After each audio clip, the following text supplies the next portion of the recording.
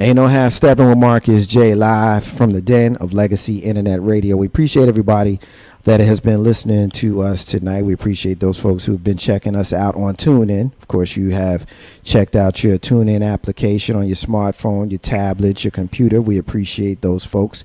Of course, we thank everybody who has checked into our website, www.legacyinternetradio.com. Thank you so much for checking us out. And everybody who has always listened to our replays on YouTube. We appreciate you folks as well. Thank you for checking out our website on Facebook. Ain't no half stepping with Marcus J. Just type it in and you'll see us pop up, as well as Legacy Internet Radio on Facebook. At this time, I'm very, very happy and honored to have a discussion with the co-creators of Brotherman, Dictator of Discipline. You've got brothers on the live line, and brothers in spirit as well as brothers in partnership. We've got brother Dawud Anyabwile. He's an Emmy Award winner and illustrator, and brother Guy Sims, who is the writer of Brotherman, Dictator of Discipline. Brothers, fellas, welcome to Legacy Internet Radio. Ain't no half step with Marcus J. Thank you for joining us. How you guys doing tonight? We're doing good. Thank you for having me, Marcus. We appreciate it, Dawud. Marcus.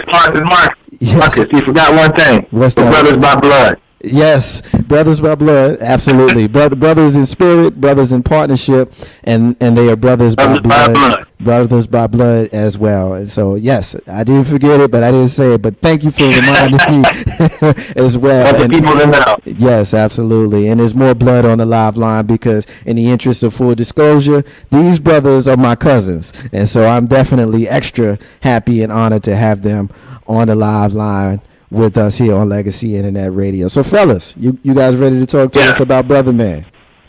Yes, sir, indeed. All right, Dawud, we had you on our show in the past, and Guy, we have not. So, Guy, I'm going to come to you first. I'm not going to waste no time. I want to get right into it. Brotherman, who is Brotherman, and why are folks checking for this man? Hey, the reason why I think people should be checking Brotherman, because there's a lot of heroes out there that's on the screens, and people are just clamoring to go see it. But people are also saying they want to see themselves. And my brothers and I, we got together and we said we're going to put something together that's reflective of us.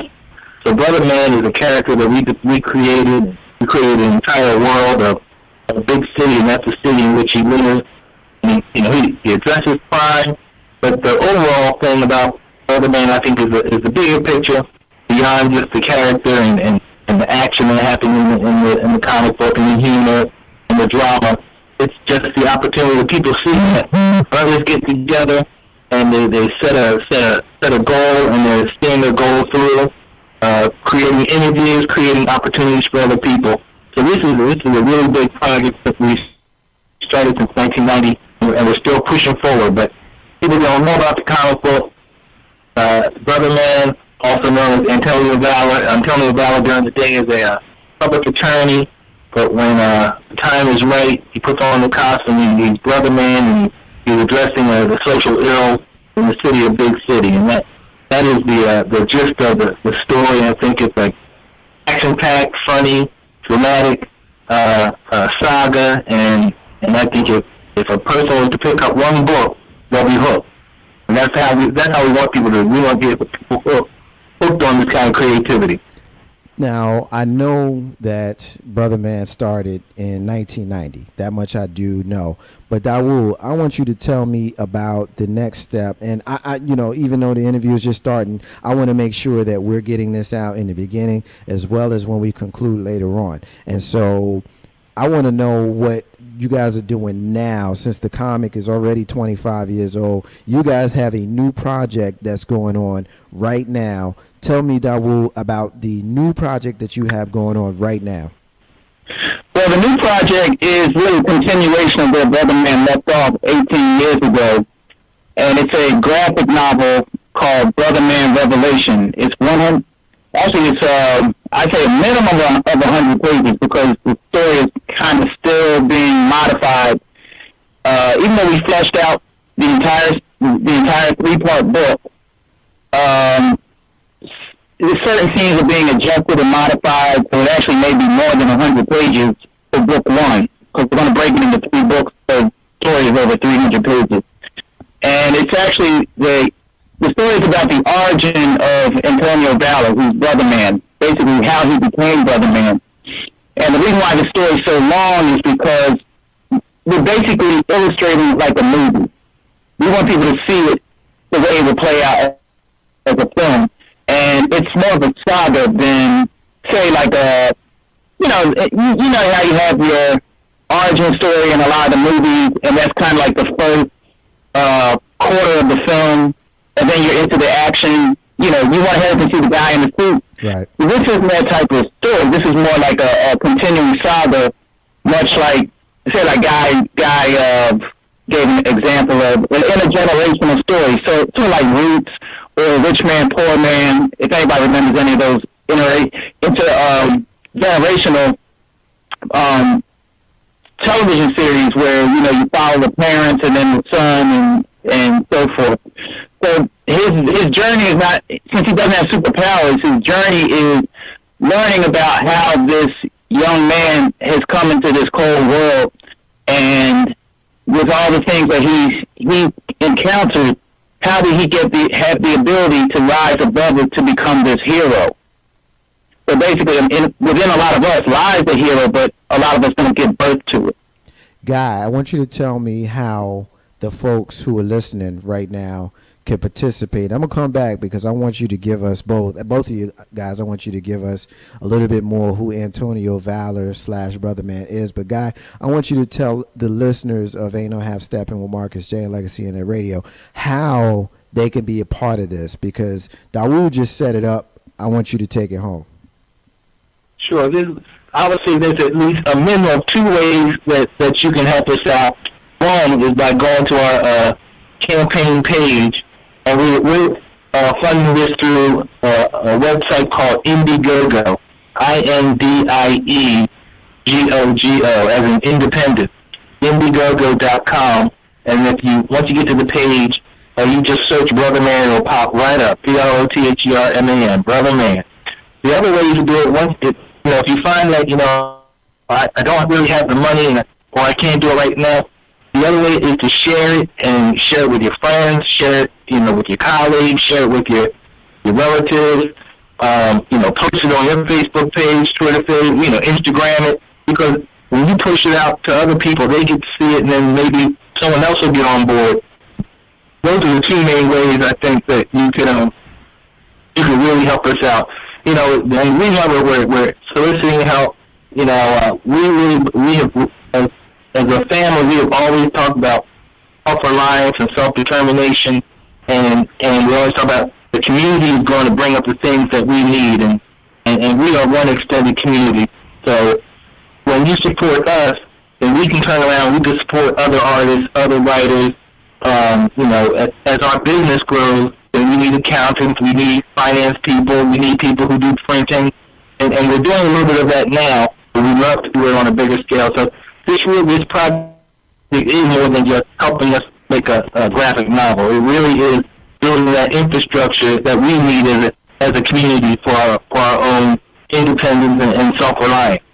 I think that with the climate that we are in right now with the world, I mean, you just hit a couple of buzzwords, independence, and independence is key to building your legacy is our tagline here at Legacy Internet Radio. So not only am I, 100% behind you guys as family, but also as a consumer. Guy, I'm going to stay with you on this next piece here. I'm going to come back to, and I'm going to have you guys kind of talk about how we can get it again. I knew you mentioned it, but I want to make sure that the listeners are well versed on how we can be involved and how we can assist and how we can get the graphic novel. So I'm gonna come back to it, Guy. But Guy, I want you to tell the listeners about the inspiration.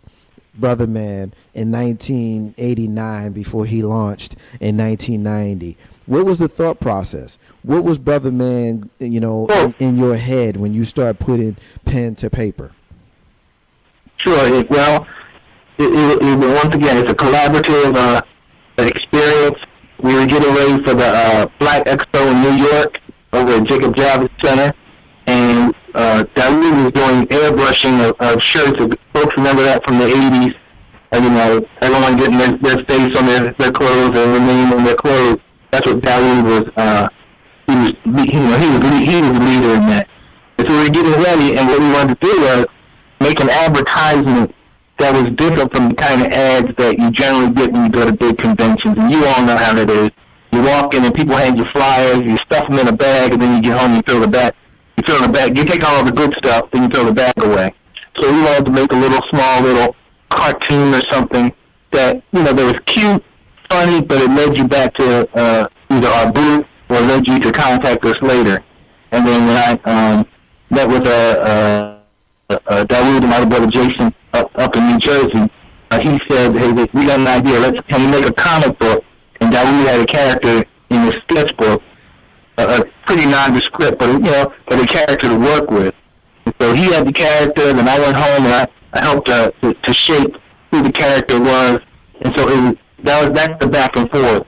And I think when we developed the character, you say, I think we have something, and then we cranked out the books. We had it at the expo, and what was the number of books we pushed that first weekend? Well, we did a 10,000 print on the first issue. We just sold a couple thousand that first weekend. By the end of the first year, we were up to 40,000 books sold because we were up to the third issue and we were already reprinting the first book.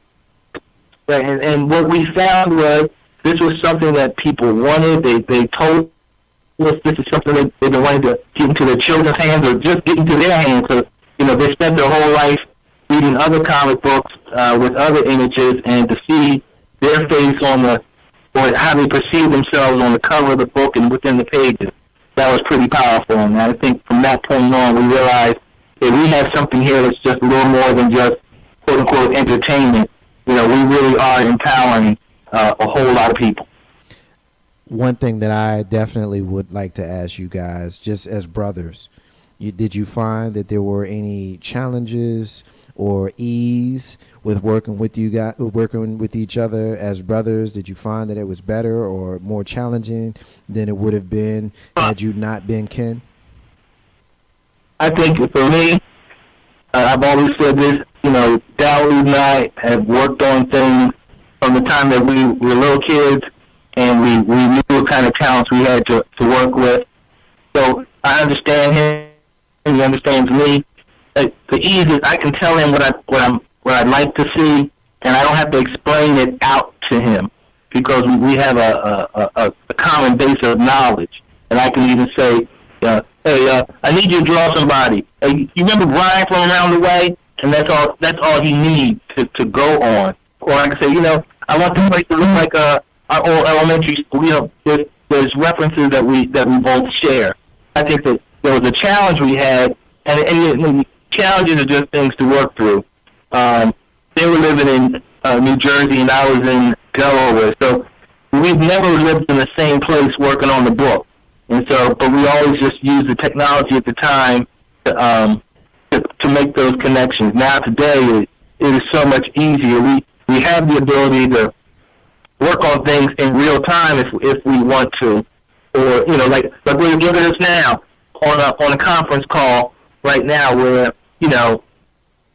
back when we first started, I would have had to call him, he would have called you, long distance charges, Right. So it is much easier now. While we're talking, if you said, hey, send me something, I could switch over and send you an email even while we're talking. And I would. The technology today allows us to do a whole lot more. And so if people want to do things, it's at your fingertips. You can make it happen, and that's what we do. We just realize every step of the way, here's what we need to do. How do you make it happen? And you just got to believe in yourself and go for it. Right. And don't worry about the quick money.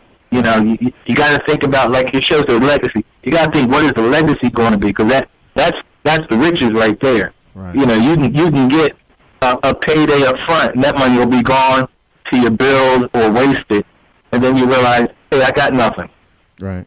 Keeping with you, Guy, when we talking about, obviously, Dawud, I pick on him. I tell him he's world class, Emmy Award winner. So I like to pick on him. But I'm gonna get on you here, Guy, for a minute. When we talk about writing these graphic novels, Tell me about, I mean, obviously you just mentioned what it's like to, work on this book, and you guys are in two different places, but you talked about the ease of it. Tell me about the challenge.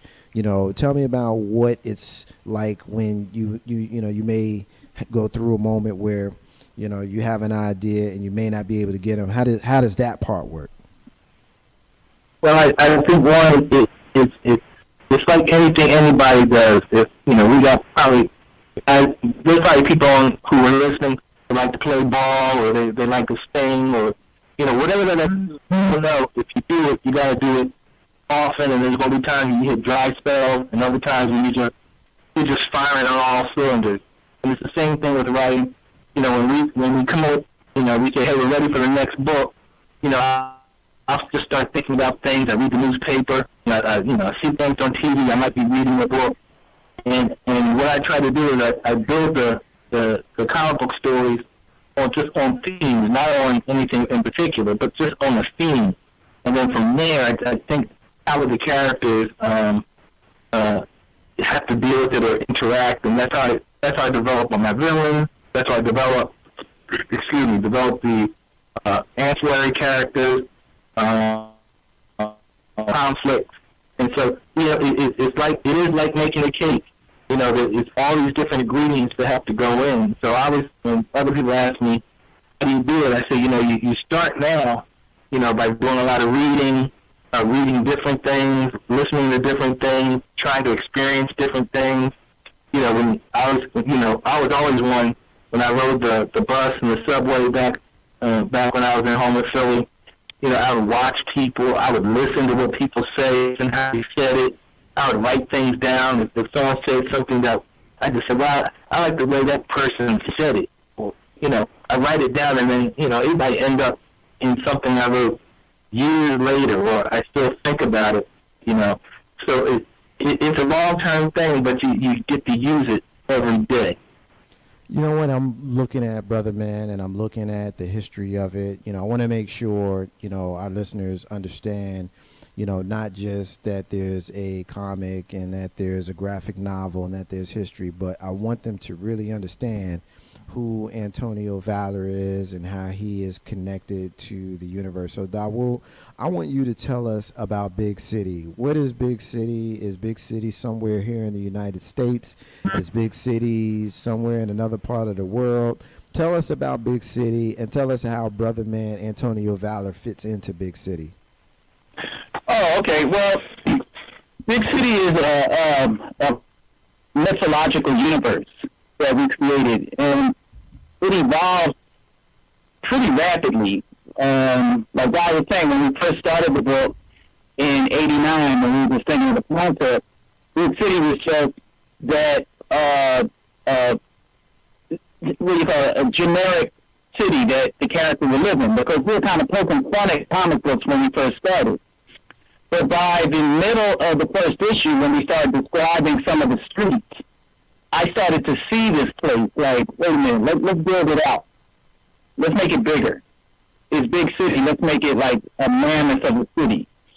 So by the second and third issue, especially the third issue, we created the first neighborhood.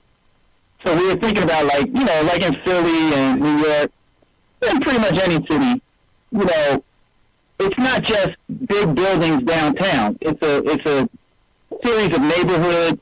And like in New York, you got the boroughs, and they're not all the same. You can go one place and the neighborhood's quiet. It's a nice place to raise your family. You go another place, it's a lot of chaos.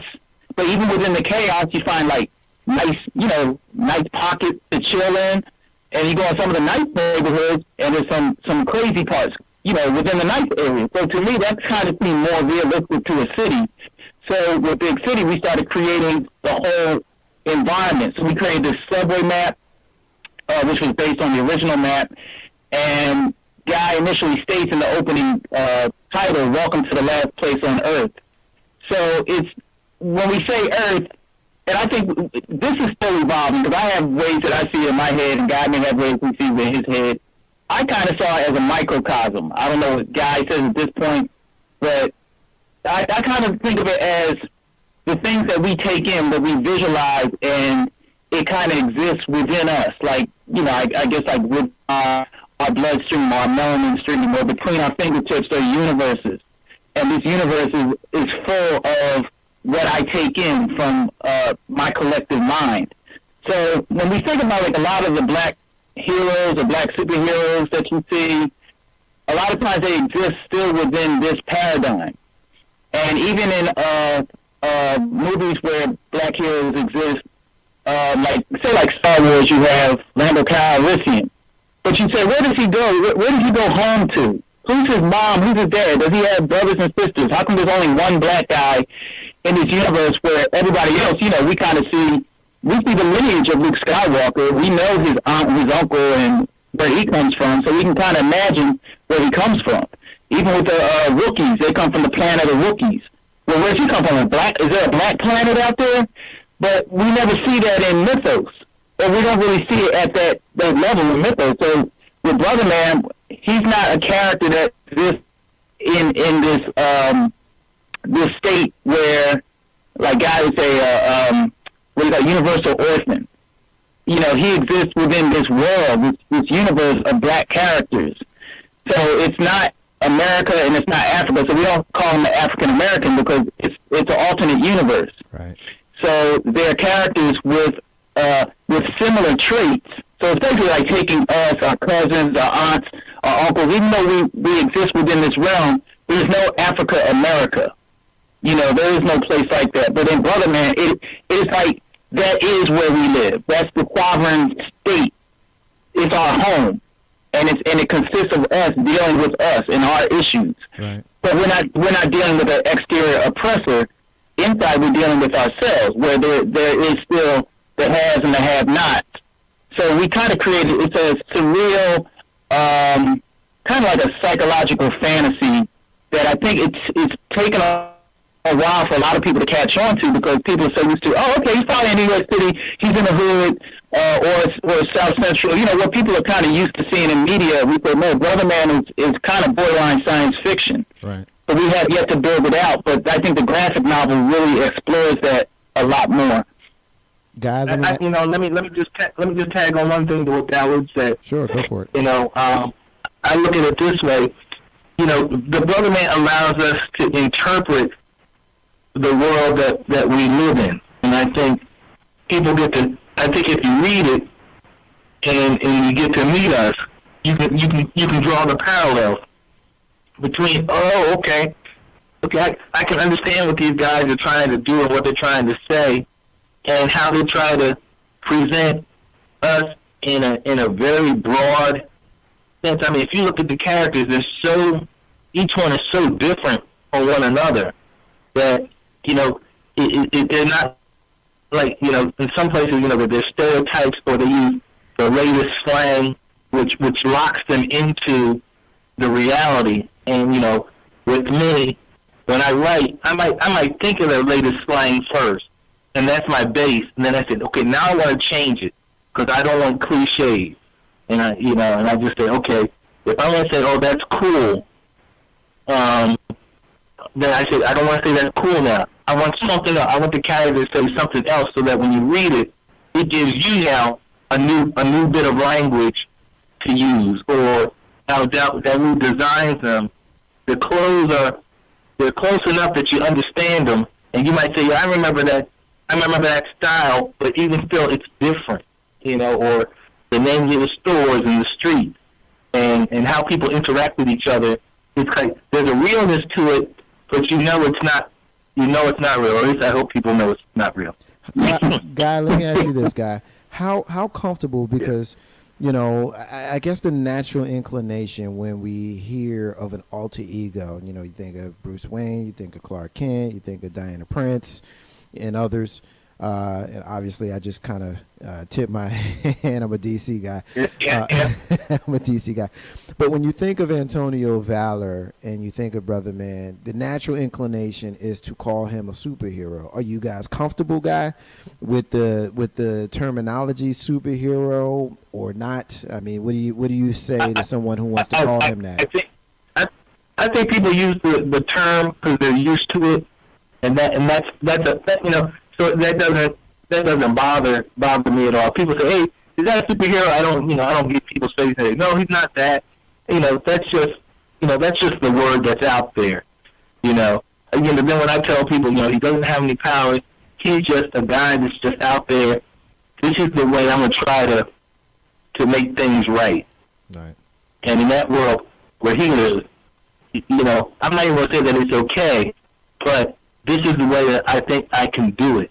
Right. So he's not super. He's got no I-beams and jumping over buildings or running fast and then vibrating and passing through buildings. He's got to get from one end of town to the other, in whatever fashion he got to get there. And he can get overpowered and he can get tired and he got to go to work the next day. So I think it's heroic, but he's not a superhero. In closing, fellas, what I would like to do is kind of get you guys' final word on Antonio Valor, on Brotherman, Dictator of Discipline, on Big City, on the graphic novel that's coming.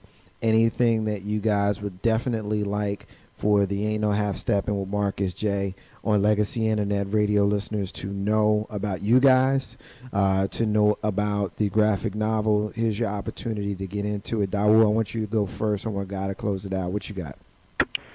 Oh, you mean like a little background on me? Just anything that you would like for the listeners that we may have covered that you want to reiterate, or maybe we missed that you want to make sure that they get. Well, one thing I want the viewers to understand is that, we're 25 years in. This is actually, 2015 is the 25th year anniversary since Brotherman was released in 1990. We've been at this for many years as a family. We experienced a lot of losses, a lot of triumphs. There's been a lot of pain doing this. We were fighting. Basically, we were going up against giants in the system, in this industry, where when you're doing that independently and you're doing it as a young black family stepping into a medium that people, especially in those times, some people are like, "Hey, y'all wasting your time if Marvel and DC aren't behind you," and we're saying, "Hey, this has nothing to do with them." So there's a lot more to the story behind the scenes as to the fight that it took to get Brotherman on the shelves, and then the fact that we were never financed all those years. We didn't have internet or email back then, but we still sold close to 1 million books independently, and that was us getting it in front of the people, depleting our last dime and sticking to it. We never gave up. We never sold the rights to it. We held on to it because we knew it was important for the next generation. So us launching this graphic novel, it's not like some guy who just, "Hey, let's make a comic book. Let's put it out there after what we saw on TV. We saw black superheroes and we decided to make Brotherman." It's actually the opposite. Brotherman came out and inspired a movement, and now Brotherman's coming back. And that's something that we've been trying to stress to those who may not be aware of it. But the fans are people who grew up on Brotherman since they were 6, 7 years old. So they know the significance, and that's what we're really trying to express. Guy, pick up there. Any final thoughts on anything you'd like the folks to know about Antonio Valor, Brotherman, Big City, the graphic novel, anything that you got going on? Here's your opportunity. What you got, my brother? Thank you. I think if people get a chance to pick up the book, you'll find that one thing about Antonio Valor, he's very representative of the kinds of people who are in our communities. Folks know who those people are, those people that if something goes down, they're always one out front, and they might get laughed at by folk or say, "Hey, he's crazy. You don't need to be talking to those people down there. They're crazy."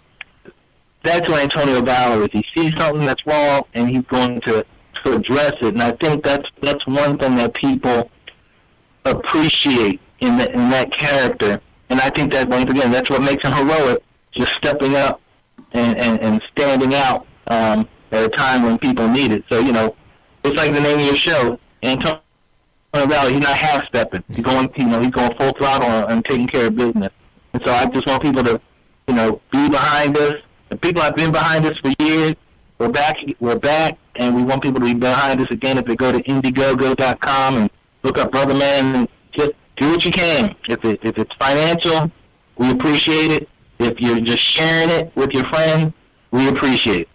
I'm glad you said that, guy, because I was getting ready to ask you one more time, or one of you guys, to make sure that the Ain't No Half Steppin' with Marcus J on Legacy Internet Radio listeners knew how they could support you guys in social media as well as financially. And so, Guy, one more time, how can they support you guys financially to make sure that we assist in helping you guys produce this graphic novel and make sure that it gets there? Is there any schedule that we know of that we can share at this point with regards to when we can see it? Anything like that that you can share? Yes. Well, the schedule that we've set up for ourselves is we're shooting for October of this year to have the book come out. But once people go to that page, Indiegogo.com, Brotherman, there are some perks that come with the different levels that you can contribute. So if you can contribute $5, there's things that, little gifts that you'll receive. 5, 10, 15, 20, 25, all the way up to the big dollar items. So you don't have to feel intimidated. People just do what you do. You know how it is when you go to church. Right. And some people are dropping 20s on the plate. Some people dropping quarters. Right. But it all goes to building the church, and that's all we're doing. What people, and some people go there and all they do is pray. But it all goes to building the church. But we have a graphic novel. If you contribute at a certain point, you get an autographed graphic novel. We have back issues of the comic books. We have mugs, T-shirts, posters. There's a wide variety. So go and see. There might be something you say, I want to get my hands on that. And just here's a way to do it. And just like you said at the top of the show, one hand, washing the other. That's one of my favorite Latin phrases, manus manu lawat. That's what we should be about. No doubt. You push me and I pull you. I'm definitely full of all kinds of analogies that lend towards supporting one another. That's a big deal with us here because I feel strongly about our tagline, independence is key to building your legacy, and a big part of building your independence is each one teach one and assisting each other. Indiegogo, that's INDIEGOGO. Right, Indiegogo. So if you go to Indiegogo.com, is it .com, gentlemen? Yeah. And can I also add? You can also go to our homepage, which links you right there, which is Brotherman Comics, COMICS.com. That might be easier to find. Okay. So if we go to Brotherman Comics, all right. So listeners, we're going to need you to go to www.brothermancomics.com. Brotherman Comics, one word, brothermancomics.com.